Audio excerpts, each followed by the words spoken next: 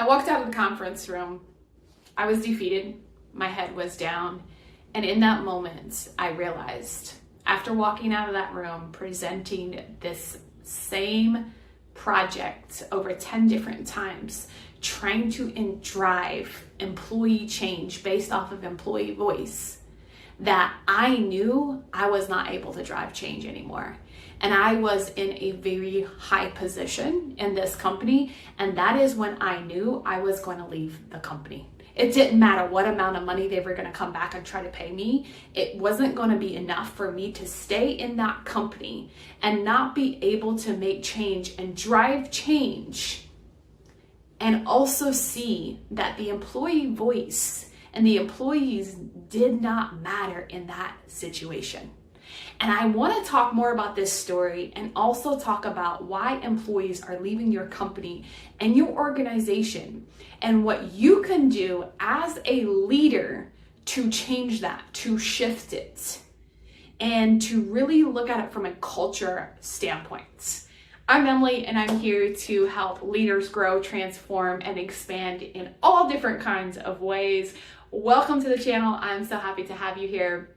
Before we dive in, you know the routine. Hit the subscribe button, comment below, engage. Let me know if you have any crazy stories like this, because let me tell you, I have a lot coming from a corporate background. And in this story, I really want to drive home the point to the leaders that are watching this, that if you are working for a company and an organization, please listen to employee voice. Please listen to what they are saying.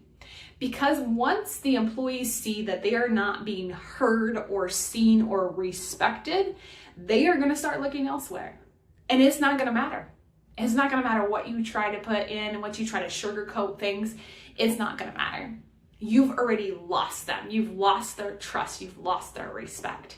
And in this example, again, I'm not going to mention company names or that kind of stuff. I'm just going to mention my experience, what I learned from it, and to share this to help other leaders know, if you're in this situation, how to start shifting that culture.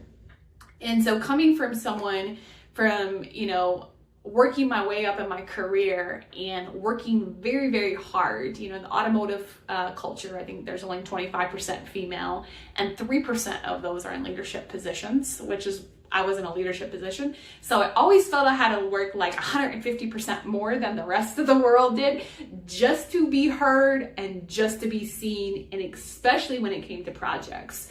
And so I had this project to shift and change some things based upon employee voice and what the employees wanted to see in the company to, help retention, to help, drive keeping employees there.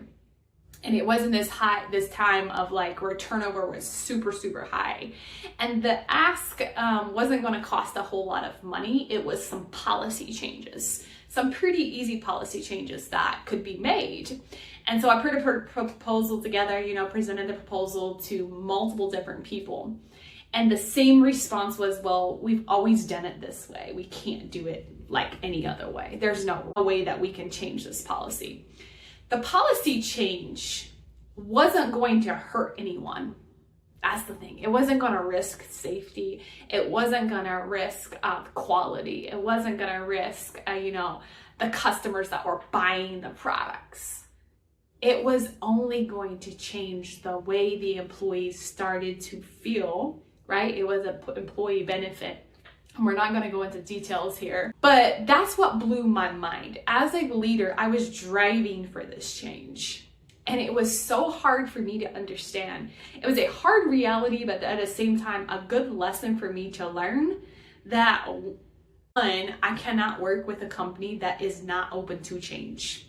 And to this day, even in our business, if you are not open to change and you are not open to being consulted and coached, we won't work with you. Because we know in order for change to happen and transformation to happen, you have to be open to change. You have to be open to new ideas. And everybody knows in the business world, that's where the innovation happens. But when you take that away from your employees, you're taking away a piece of creativity, a piece of their life, right? Because you're taking their voices away. And so in this example, when I realized this, that I'm not going to be able to drive this change, and it hit hard. Like, I took it really hard because I was the voice. Like, I had the responsibility of it. I was the leader of it, and I couldn't drive it, and I couldn't, bring it back home. And it was hard for me to really understand why. And then when I looked at it, this is a couple years later, I see it and I'm like, it's because none of the leaders were open to different ideas. None of the leaders were open to truly hearing employees. I'm talking about entry-level employees. And if you are a leader in an executive position, you should be listening to every single employee. That doesn't mean you change all of your policies and throw them out the door, but you need to listen and acknowledge, and listen and not to respond. Those are two different things.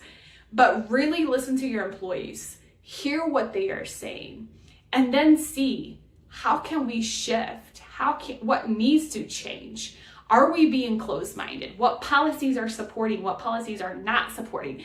As a leader, this is part of your responsibility. And if you want to retain employees at your company, start listening to them, because every single person, whether in a company or outside of a company, wants to be seen, heard, and respected. And once that is lost, they check out. They check out real quick and they start going job searching. It doesn't matter. Like, they're done. Some of them will not go job searching because they think that's the only option they have to stay there. But the ones that understand it and see it, they check out. And so if you're a leader that has this large organization and you have high turnover, I encourage you to really look at, how are you listening to employees? What is the avenue for them? And don't just have some BS standard, but is it working for them? Have roundtables with your employees and really start to listen. And when they do share things, make sure that you're transparent, you're open, and that you also take action on the things that are what seem little but are huge for employees. So that way, it starts to show that you actually care. And I know even from a leader perspective, it can be very overwhelming, especially when the team is large and it's a huge organization, and to drive change in that way. And part of that is, making sure this is part of one of your KPIs.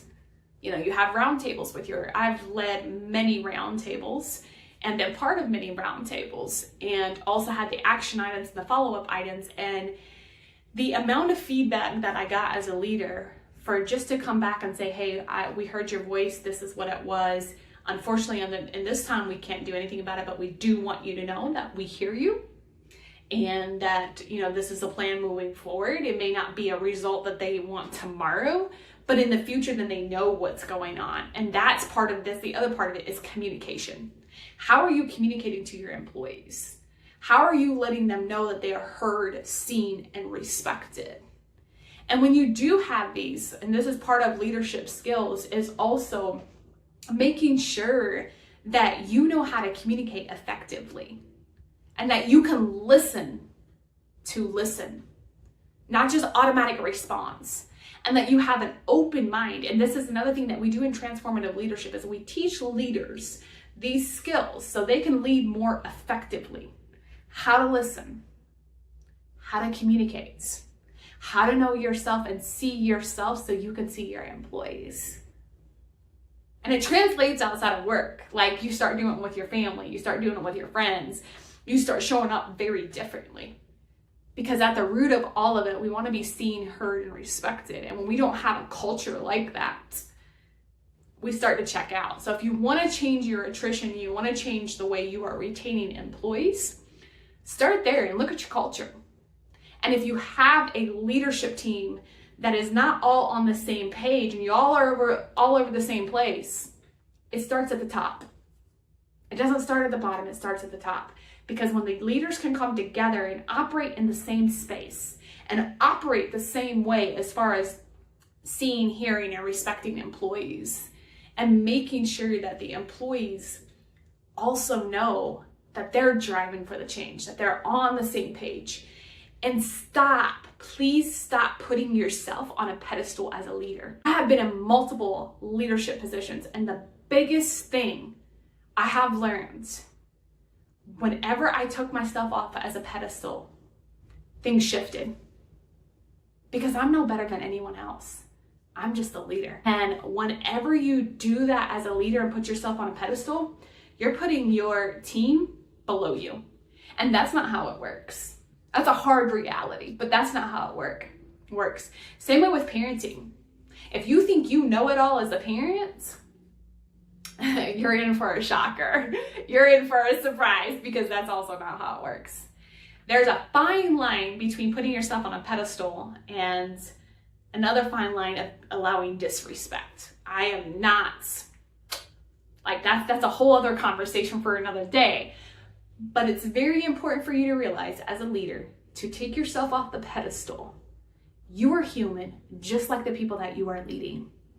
And start seeing them, respecting them, and listening to them.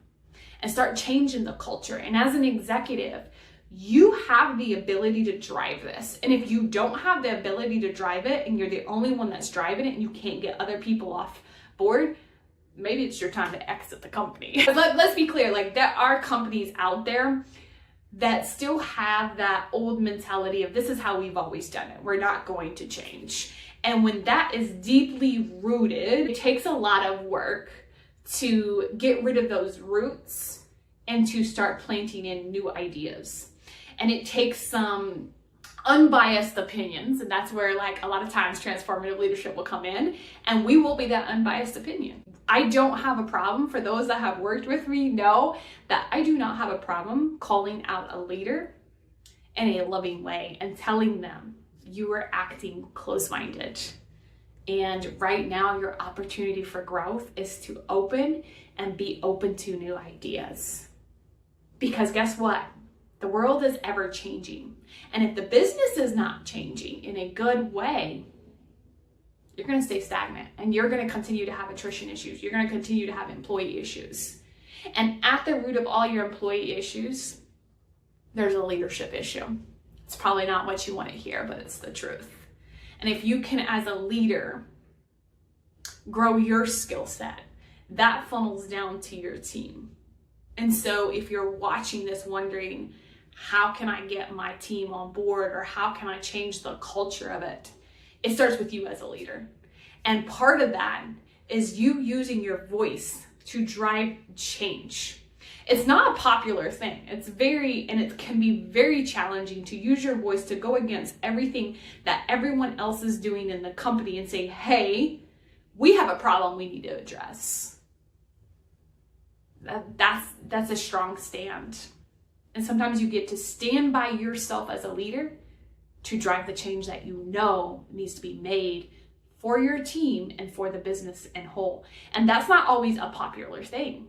That's always not a fun thing to do, but it's what is needed. And so when you see some of your top performers leave the company, it's time for you to start asking some questions. It's time for you to start looking at the executive team. It's time for you to take a look as a whole and be like, what is going on? And how can we shift this culture? How can we start retaining some of this? And if this is where you're at in your leadership journey or in a company, bring us in. Transformative leadership will come in and we will do that analysis all day long. It's not the first time we've done it. We've done it before. We don't just work with coaches, authors, small businesses. We work in multiple different areas. We lead a lot of different trainings, a lot of different workshops, executive coaching. If it's within our wheelhouse, we'll tell you. If not, we will refer you to someone else. We're not going to come in there and teach benefits, but we have a referral for that. So just know that if you're in this culture aspect and you want to shift and change it as a leader, there is hope out there. There is support. But you have to take the first step to actually shifting that culture. And if you don't know where to start with the seeing, listening, and respect, and watch how it shifts. And watch your behaviors, watch your patterns. Ask yourself the hard questions, not just your team.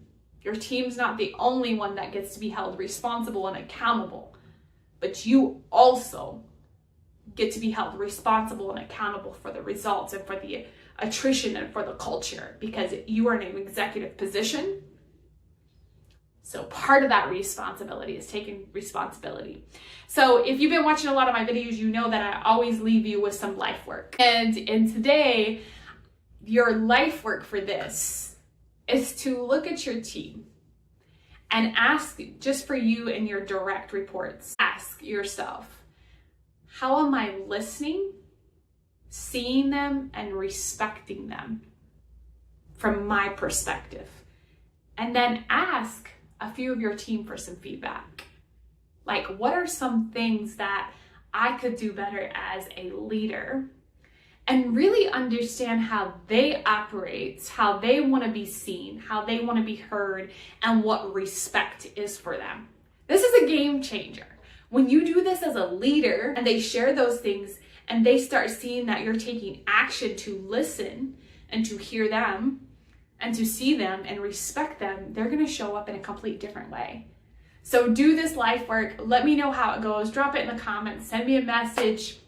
And again, if you need support, reach out. I'm always happy to answer questions and share this with other leaders that need it. Until next time, go do your life work.